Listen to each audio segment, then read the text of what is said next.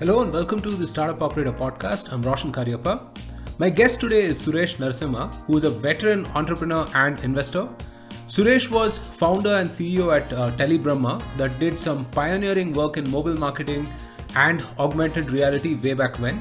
He is now the CEO of Co-Create, which is a venture studio and a micro fund where he doesn't just mentor but co-creates products, brands, and businesses with a variety of collaborators, ranging from conventional businesses to dorm room startups and so on, right? So I had a great time talking to Suresh about his experience of being early in a category, building a tech startup in India, and growing a business sustainably. This was a very fun, candid conversation and has a lot of interesting insights as well. I'm sure you like this. So let's get started with this episode of the Startup Operator Podcast with Suresh Narasimha. Hi, Suresh. Welcome to the Startup Operator Podcast. Thank you so much for making the time. Welcome, Roshan. It's pleasure talking to you. The pleasure is all mine. I've been looking forward to our conversation. So, Suresh, for those who may not be aware of, what you've done earlier, right? Can you give us a brief summary of the 20 years of, entrepreneurship and various things that you've done? Right. So I think I became an entrepreneur, sort of an pseudo entrepreneur as soon as I passed out of my engineering. Right. I used to run a company which used to create software for blood banks and some of these manufacturing sectors way back in '96. As soon as I passed out, with the help of my friends. But my serious entrepreneurial journey started with Telebrahma, which I started in 2004. And in 2006, we had raised the venture capital money. And then again in 2008, 2011, right? So I think we had done around 11, 12 transactions within 2014-15 in Telebrahma, right? Telebrahma was my first company, and I still take a lot of pride in the fact that Telebrahma was a real deep tech company in the sense we launched augmented reality way back in 2008, and then we had built our own network using Bluetooth and Wi-Fi in early days of 2009, and we had built location-based advertising network, supply side platform, and whatnot, right? I spoke about augmented reality. We had went and partnered with a lot of media houses to extend traditional media onto the digital media and stuff with this one, right? So Telebrahma was my first company. After I exited out of Telebrahma, right, with all the learnings from Telebrahma, I learned one thing, right, which I will take rock this one. I realized that it was somewhere around 2013, 14, I realized that it's almost a crime to build a tech ventures out of India, build tech ventures out of India, right? So, for many reasons, which I think the times are different now, but that's what I thought in 2014, 15, and decided to go just focus on consumer businesses in India, right? So what I did was I started incubating several businesses. I incubated Monkey Box with a couple of friends. Then I incubated a company called Sensara based on the IP from Telegram and other stuff, right? So I incubated startups, and then I suddenly saw an opportunity saying a lot of companies were raising angel capital, but there was a lack of Series A at that time, or not all companies who could raise a lot of angel capital could get to the Series A very easily. So there were some very interesting companies that were stuck in between. That's where I had this concept of micro funds, which I continue to do even today. The idea of micro fund is create small fund which focus on niche opportunities within the market. So in around 2018, I created my first fund, which was 2017, which was about transforming businesses by just the digital interventions. Right, the companies that have raised money were stuck somewhere. Will go put in investment, right? Take management control and transform them. So I did transactions of Just Books, right? I mean, we own Just Books today across the country, right? Then we acquired Just Books. Then we acquired a company called Bonhomia. I mean, I spoke about coffee, right? Which isn't a very, very premium coffee. So my first micro fund was in acquiring companies that were struggling to survive, but the ideas which are worth surviving, acquire them, transform them, and ensure that they sustain. That was the first thing. Then I think towards the end of 2020, I realized that this is the time to get back into the tech focus and then see do something very, very disrupting, right? So what I launched was venture studios integrated with funds inside a lot of campuses, right, with the aim of making getting some of our brightest youngsters to become entrepreneur, either as a full founder or a co-founder, or even as a startup core member of the startup, right? The idea was to get brightest of our youngsters to become entrepreneurs or become part of the entrepreneurial network. So I launched this micro funds with PES University, with SVIASA, and then something outside university which still leverages the campuses called Real, etc. Right? That's one thing. And then, based on my experience in transforming JustBooks and Bonhomia, we also launched something known as Upagna Ventures, wherein we are working with some of the major businesses to help them transform and embrace digital in a much better way. So today I operate these two things. One is I operate bunch of pre-seed startup funds, and second one we run this what we call as transformation studio, wherein we work with the traditional companies or the reasonably sized companies, help them transform and become venture scale companies. These are the two things that we do, Roshan. Right. Fantastic. I'd love to delve a little deeper on a few of the aspects, Suresh, because you've done a bunch of things, very diverse experience, right? So one of the things that I see is that you've been early in a bunch of phases, right? So you were doing mobile marketing in, what is it, 2007, 2008, when it wasn't really a thing, right? I mean, it was pre-smartphone, right? Or very early smartphone, I would say. Then augmented reality in 2009, 10, again very early, right? And 5 or 6 years back, there was I don't think there was much traction about something called micro funds or venture studios and so on. So being early in a space, right? So what are some of the advantages and disadvantages? So I think, say, advantage is that you are getting in there, right? There is no one, right? You have the chance to innovate, etc.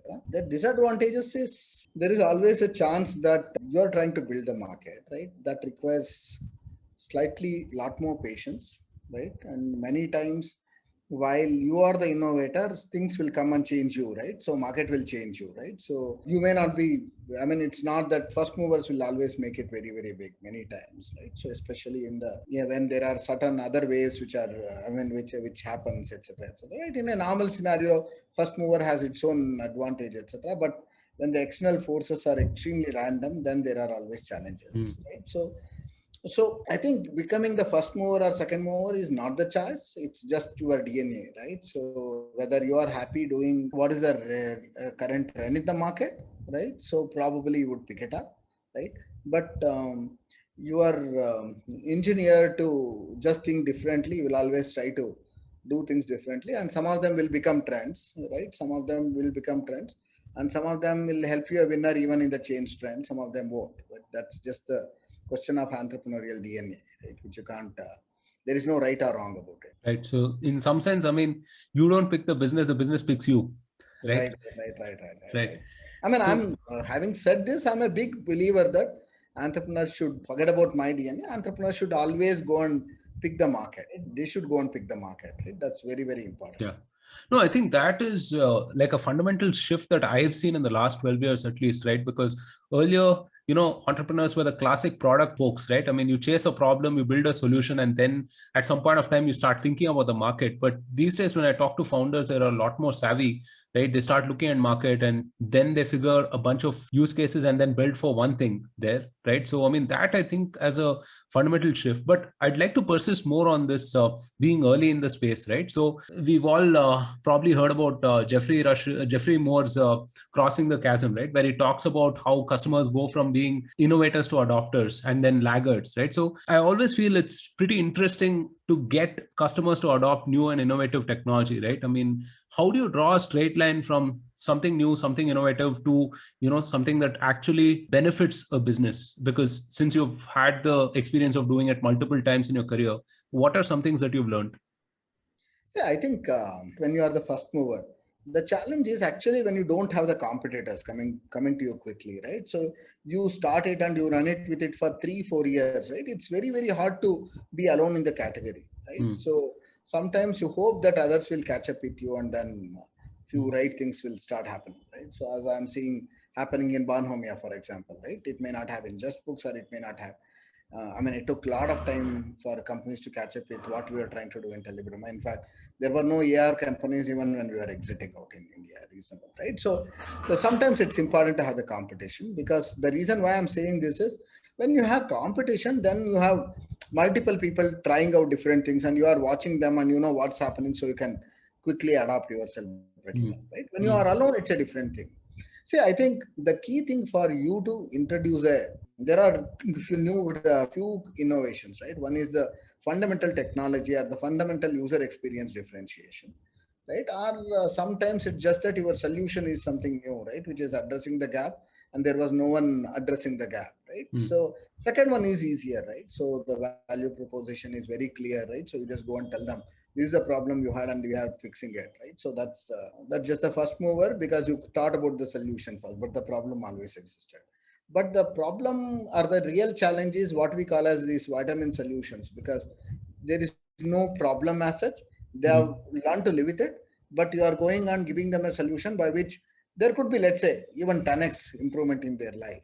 But that's a new life, right? There is always a inertia to change, right? That's the kind of stuff. And unfortunately for me, that's how I got into. That's where I ended up in most of the time, right? So key things are few.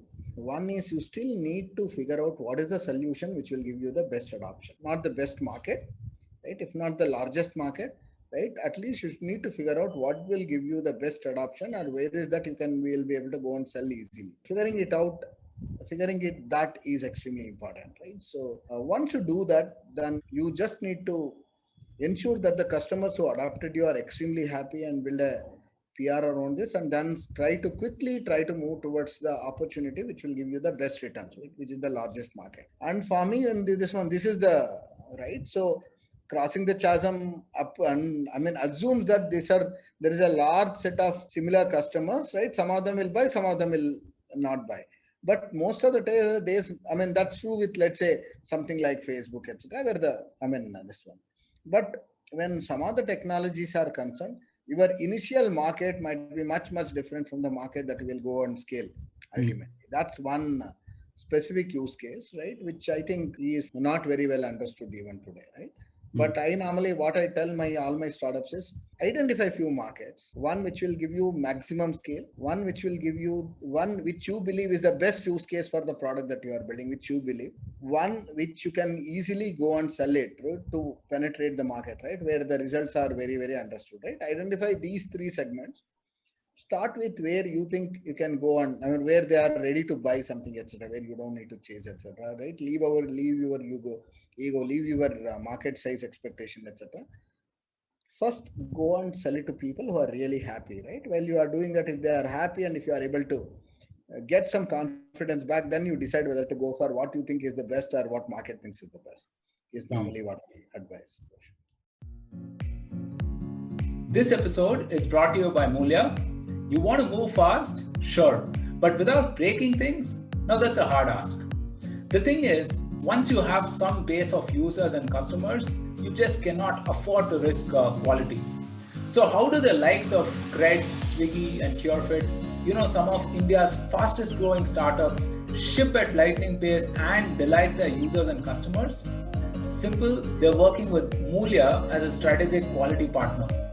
Mulya is India's most talented and passionate community of testers. They've helped prevent thousands of bugs and regression issues. So as a CTO or a product owner, if you want to reduce tech debt, especially while you scale, do check out Mulya.com. I've interviewed Mulya's founder and CEO Pradeep on the podcast earlier, and we spoke about how startups can improve quality while scaling and things to that effect. You should definitely check it out. I'll link to it in the description below. Now back to your regular programming. Right. So in essence, what you're also advocating is a product market founder fit, right? I mean, so that's a very, very interesting. Yeah, product market founder fit, right? So that's right. Very, very important. In fact, a lot of them, what they don't think to appreciate is this founder fit, right? So I think it's a very, very good point that you right. So Suresh, you're essentially a product person, right? I mean, you are someone who likes to build things and you're very passionate about technology and so on, right? Now, this can be a huge advantage for an entrepreneur, but it also has some biases that if you are blind to, I mean, it can actually hurt you, right? So in your, 20, 25 years, how have you sought to amplify some of the advantages and also, limit the biases? How have you sort of executed with knowing that, this is your sort of DNA? See, bias will always overcome. Okay, I mean, pretty soon you know that while I like it, I continue to. I mean, even last year probably I would have invested in 2, 3 businesses where I just got in because I thought it's interesting to solve, and then you will hurt it, right? So, but that will get rationalized. You know how much money where you need to deploy it, etc. Right? Biases. But I think the real challenge is as a product guy, you will always have love towards the innovation, right? So you will not stop innovating, right? You will not. Your focus is always. I mean, if it is not innovative enough, you will not have the confidence to get into that market, right? So you will always resist from being a copycat most of the time, etc. Right? So these are the challenges rather than having a bias, right? So because you tend to founder fit that you are talking about is what harms you, right? Advantages, of course, you can always you're always happier, right? What is, which is fundamentally advantage. You are always happier. You will never lose out, right? You will always come back because you are fundamentally you are an innovator, etc. You will always figure out a way to come back and then keep doing new things, etc., etc. Right? So if you are an innovator, if you are a product guy, you have a much better way to sustain your energy and keep doing innovative things, right? So that's the Right. advantage. Hopefully, one of them, because you are originally you are always thinking one of them will always. Right. So let's talk about Co-Create itself, right? And why you founded Co-Create. What was the spark, for that particular idea, right? And how have you sort of grown this venture over the last 5 years? See, co-create fundamentally, as I said, this one. So one is wanted to how to prevent from entrepreneurs from making mistakes, right? Or how will you enable this, right? One is you can be a mentor or can be a hands-off investor, etc. Right? Which was not my DNA, right? I want, in fact, my Twitter or LinkedIn say that I will rather co-create than to mentor. Okay, so that's what I this one, right? So they wanted to figure out a model by which I can be still hands-on. At the same time, I have an opportunity to like, experiment with bunch of the ideas, right? That's where the concept co-create came in, right? So initial idea of co-create was a lot more hands-on, wherein I will go acquire the companies, transform them, right? That's what I did in Just Books and Bonomia. While I'm very, very happy with what I did in Bonomia. And then I realized real scale happens when you just try to work with the existing entrepreneurs, right? From the scaling perspective, it's a lot more easier to scale when there are already an entrepreneur who has the passion and who will enable this. So that's the reason why I have come out with this model, right? Both all co-create, whether it's my transformation or the new venture creation model, has two elements to it. One is has a fund, which shows the commitment I have, right? I'm committing, I'm showing my commitment, right? And second one is how do you contribute, right? Commitment and contribution. How do you contribute? What do we do in each of our venture studios? We'll not only commit capital, but we also have set up dedicated resources that are enabling entrepreneurs to do better. For example, most of the Indian product companies, one of the places where we don't do right things is in terms of user experience, for example, UX or design, right? So, or even the content for that matter, right? So we don't do a good quality in terms of we don't do very well in terms of the content, messaging, etc. Let's say the engineering for the right scale. So there are some areas where entrepreneurs may not invest properly, right? So let's say that just the IP production stuff like that. So what we have built is a set of resources which will ensure that entrepreneur, whatever the entrepreneur may not invest, but which are very, very critical for us. So we are making it available to him so that he doesn't think before using some of these resources, right? So at least there is no excuse in terms of not having enough expertise or capital to invest in these things. That's one thing. Second thing, what we realized was today that whole ecosystem is highly biased during against people who can also execute, right? So for example, when you go and pitch it to an investor, I look at the team and can this team execute is what I will do that, right? So while entrepreneurs and execution is extremely important, we thought it may be good idea to give some time to the entrepreneur till he figures out his own team. So what he said is, for example, someone like Roshan comes to me and say that, let's for the moment assume that I am great in technology, I am great in messaging, etc. But I'm not the best guy to go and do the digital hacking. Or I may not be the best guy to go and do the digital hacking. I know that I need a founder to do the digital hacking for me, but I need some time to get the right co-founder, right? I need some more time to find the right partner because I don't want to make the mistake by getting the right partner, right? Yeah. And we may also say that I have the great idea, but I mean, today, you know that there was this one, right? You know, the cost of getting the right guys onto the board, or forget about cost. It's very, very highly impossible for me to get the right developers onto this one. How do you help me, right? Suppose What we are telling is, Roshan, I like your idea. I think don't worry, right? Rest of the things will happen. Over next 6 months, you hire your co-founders. Next 6 months, you build the team. But here is the team who understand machine learning, who can develop things for you, who can do the messaging, etc. Start working with them and build out. And in next 6 months, I mean, as and when you want, you hire the co-founders, hire the team, etc., etc. Right? And to the team, what we have, I mean, this was the idea, right? So, I mean, this is the infrastructure that I'm talking about. So, what we did was, I told you, I started by saying that I want to get the best of our youngsters to get associated with them. So we have started going and signing up with the universities, saying that give me access to your bright students. Either I want them to become entrepreneurs, or I want them to become enablers of entrepreneurs. Give me access to great students, in the sense, if they work with me, that should be treated as your credits required for academics, right? And I will pay them reasonably well. In fact, we pay pretty good stuff to even the students who are in fourth, fifth sem. But give me access to the brightest students. So we have some of the brightest of the students on the campus working with us with a very, very clear passion to help our entrepreneurs, alongside some of the experts from the industry who are also there and who are passionate about working with these youngsters. With this 60-40 combination, 60% very bright guys from the campus, 40% from the external university, working together to become extended arm for all our entrepreneurs, right, is what we are trying to do. So in summary, what we do in all these companies is, one is we have the fund, and B, we give them an execution angle. Because of the execution infrastructure that we have, A, we are able to enforce the kind of quality that we want, and B, we are able to help entrepreneurs to build the amazing companies with, I mean, with a reasonable cost points. That's what we are trying to do. Right, that sounds fantastic, because I think every entrepreneur, it's an organic process, right? I mean, you learn to crawl, then walk, and then run. And oftentimes you need to offset the entrepreneur's skills itself. Nobody is born with, like, amazing Steve Jobs type marketing skills and, Steve Wozniak type technology skills, right? I mean, there's a need to balance, and capital is a necessary condition, but not a sufficient one, right? To grow a business. So, See, capital is important, right? That's where I said we start with the fund, right? I'm not an accelerator or incubator who will give them gyan, right? That's not this one. We are a fund, but along with the fund, we are also giving them access to all the resources, pretty much what they need to. Our commitment is, if you have a great idea, if you have a large opportunity where innovation is the differentiator, please come to me. I'll make sure that your idea becomes the business. That's my commitment.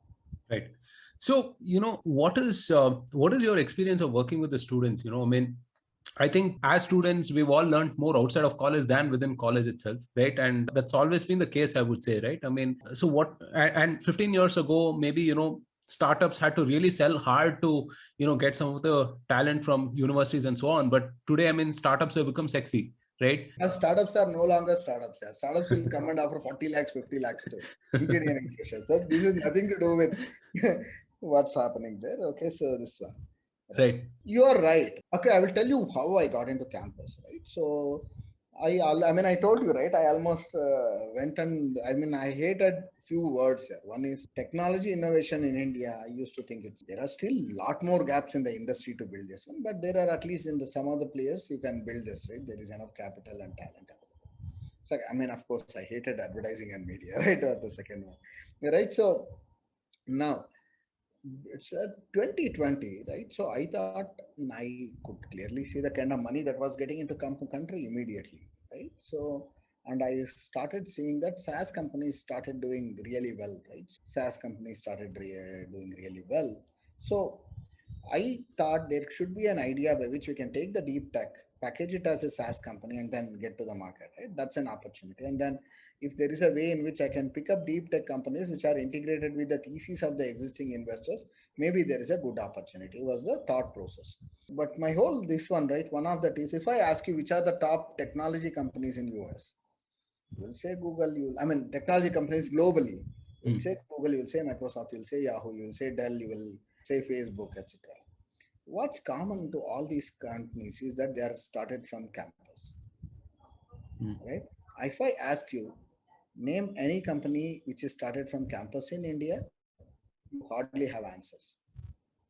Hardly have answers, right? So maybe some exceptions, one or two, but there is no exception. I thought some of these two are related. The fact that there are no great technology companies and B, the fact that there are no campus companies. And when I started getting into campuses, this became even more clear. Today, in most of the good quality colleges like in PESU, etc., there are 100, 200 jobs which pay a freshers 20 lakh plus. Yeah. There are jobs which pay an engineering college fresher 45 lakhs plus, right?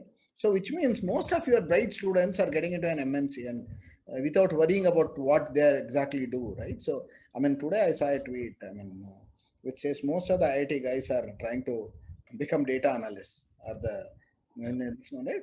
So, while this good, this pays them well, etc., nothing wrong with that. But unfortunately, what's happening is you are losing that talent that can potentially go and build something big. So I thought this is the problem, which is right. I wanted to see, can I make brighter students to become entrepreneurs? This was one theme that I had. Second one, I wanted to make entrepreneurship fund research and scholarships in the college. In any institution, entrepreneurship should figure out a way to fund scholarships and research activity, right? So whatever the way it can happen, right? Whatever this one.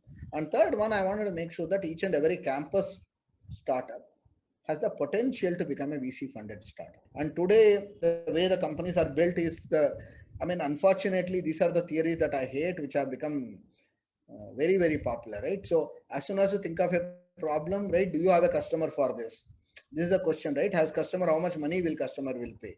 This is the way the campus, students are taught to think about the entrepreneurship, whereas the market is quite different. As you were saying, look at the market, right? Look at the market, right? Identify a bunch of things that you can do in this market, etc. Right? So I thought, let's instead of doing that, let me go and set up funds inside the universities, right? Have an agreement with the college to give us access to students and tell them, right, come and build your company, right?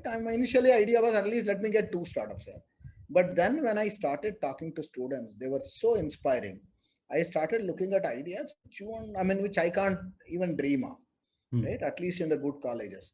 They were bold, they could take the risk, they could say that, it's in the campus where students have the audacity to come and say that I will build a great business by just telling you what is the weather information today, right? So because one day I went out and all my electronics gadget that I was carrying got spoiled, right? I think it's a good enough problem, right? So you'll not care, right? Or I want to build, why only variables for human, why can't I create variables for cats, right? So some very, very clear, why should people do the surveys to figure out whether idea works or not? Okay, I will just run a bunch of machine learning algorithms and determine whether this idea has, how much potential this idea has, right? So some all you get to hear things that you and me, or at least me, I'm a lot more conservative this one. So I got so encouraged that then started working with them, right? So we incubated 9 company. But I can tell you, all that you need to give them is the direction. All that you need to do is to help them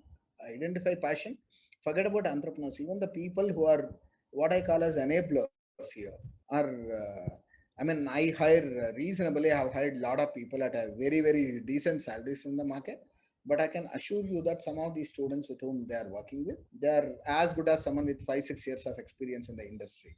And in fact, I wonder what is that we are doing to them, right? So why so many bright guys, as soon as they complete 2 years of experience in the industry, will become junk? Because if you look at the amount of work that you are telling me, right, they learn so much of outside their campus. The amount of learning students have. Right.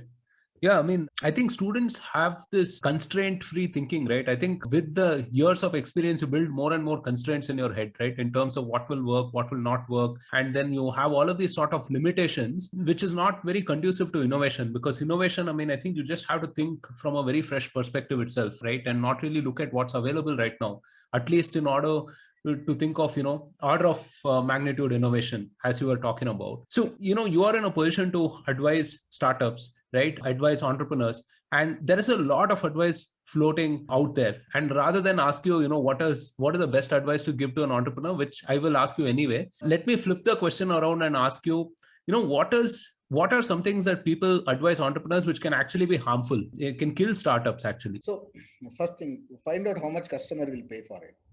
Right. So, have you spoken to a lot of customer before you actually build out anything? Right. Build out anything. right? So these are the two things. Our third one, what is the minimum viable product, right? So whereas the market doesn't care about what is minimal, I mean, what is minimal viable product for kids, right? Some of these classical theories, I think, are no longer valid today. Not encouraging them enough to go by their gut, not encouraging them enough to go by the size of the market they are addressing are the issues that I see. So Or essentially, even, I mean, or the biggest problem is I want to look at your pitch deck, right? So I want to look at your pitch deck, right? Motivating student work people to work for their getting their pitch deck right rather than getting their product right. hmm, There is the right. So today, unlike in 2004 or even later, there is a ton of options for financing, right? I mean, you see like accelerators, early stage funds, and plenty of these kinds to get off the ground, right? So what do you see as an outcome of that? I mean, are people keener to start businesses today than before? Are is it going through that creative destruction faster, where more startups are being born at the same time, more startups are like sort of like dying before they can scale? Or what do you see happening as an impact of all of these financing options coming I in think it's early at very this? very I'm not pessimist at all. I'm very, very happy about what's happening, right? So people Hmm, may say artificial exuberance, etc., all those things, but I'm really, really happy, right? So hmm, any more companies at the beginning of the funnel, you will always see the end of this one, right? So there are always things will get improved, right? So there is hmm, no reason why we need to shy away from the fact that we just build a whole business based on the strength of 1.3 billion people rather than the tech. All these things had to happen, hmm, right? I'm very proud of what we have done, and I think it's just good, right? So while I'm talking about some of the things that advisors or mentors should not say, etc., but I think all of them are important for this ecosystem, hmm, right? Some of them maybe, I mean, out of 10 guys, even if 10 of them, I mean, one of them is doing the right thing, that's a great impact, right? So today I'm just happy that there are more people getting involved, right, in hmm, whatever way they can. There are more startups being created, more people getting into startup, more people wanting to enter angel investors.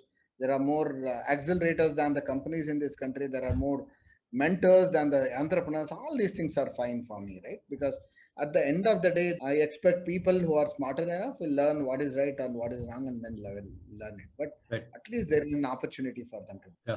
No, I couldn't agree more actually, because I think startups becoming lucrative means that at as a proxy, innovation becomes more lucrative, right? I mean, you have the best and brightest people working on hard problems, right? And See, I actually, have, I have four SEM students here who are building their companies, and very, very classic problem, amazing problem. Let's assume that they will go and raise $1 million at a $3 million valuation, which is the lowest in the seed round that's happening today.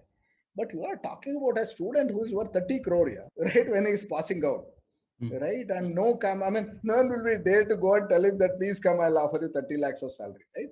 So I'll tell you one more thing. So 60% of my company has one co-founder, right? In fact, some of them have 100%.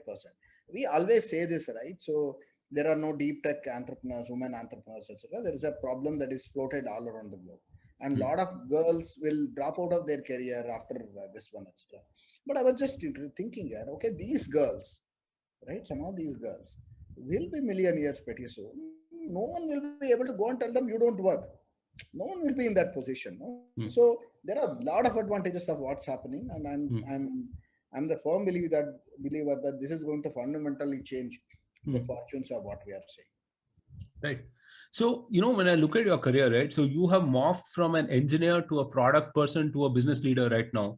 And what is your advice on starting and scaling companies? Because we've spoken a bunch about doing the 0 to 1, right? I mean, we've spoken about starting companies. What is your advice on, how people can do that next evolution? I will only advise them on the timing, right? Timing and talent are the only two things, right? I mean, you can start pretty much anytime, but when do you want to scale is in your control, right? So just be mindful of when do you want to scale, etc., right? So timing is one very, very crucial thing. And probably only other advice is have an extremely strong position around the talent, right? So don't be gungo about not having attrition, right? You should be, sometimes attrition is good, right? So because you are getting the fresh brains to come in, but have a very strong opinion on the kind of team that you work. Now, I think now it's a time to think bold, right? Think bigger, right? Yeah, I mean, don't, there is no point in thinking conservatively at all, right? So If it happens, it happens. Otherwise, we'll do the next thing, right? So gone are the days in which entrepreneurship was a taboo, right? I mean, you will always be encouraged for being an entrepreneur and getting into this one, even from the career perspective. Right. So, before we end this podcast, I'd love to ask you about your favorite books and podcasts. What would you recommend to our audience? I don't read any business books, right? So I tend to love classics, right? Fiction classics. I read a lot of Kannada.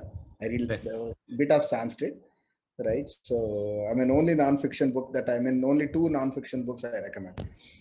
Assuming Bhagavad Gita is not part of Mahabharata, read Bhagavad Gita, right? At least read the don't read the interpretation, just read the translation and read Artha Shastra if you can, right? So other than that, you can read pretty much this one, but I love biographies, right? Whether it's Made in Japan or some of the biographies are completely amazingly inspiring things.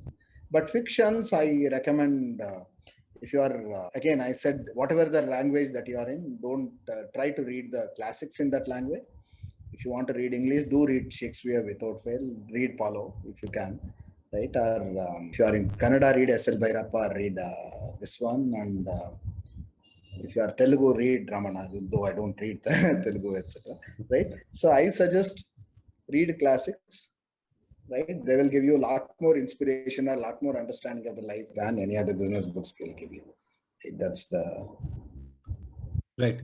That's a fantastic note to end the podcast on, Suresh. Thank you so much for this very candid conversation. I really, really enjoyed speaking to you, and it was almost like a nostalgia trip for me to go back and go back in time and come back to the present.